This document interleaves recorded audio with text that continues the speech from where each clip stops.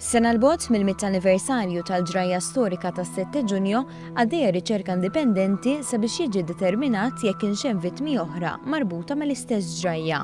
Dan biex huma wkoll jingħaqdu ma' Wenzu Dyer, Gużeppi Bajada, Manwel Attard u Carmelo Abela, li flimkien ma' eluf ta' Maltin kienu protagonisti fl-irvellijiet ta' 99 sena ilu, bid-differenza li ma kellhomx ix-xorti li sentejn wara jaraw li l-karba tagħhom instemet.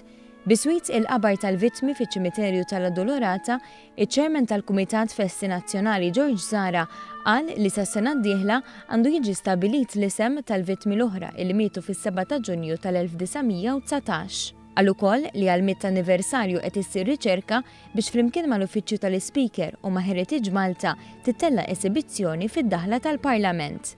Intant, bħal kull sena, il-Kumitat Festi Nazzjonali jsellem lill-vittmi tas-7 Ġunju b'ċerimonja ta' tqejjid ta' kuruna ta' fjuri fuq il-qabar tal-vittmi fiċ-Ċimiterju tal-Addolorata.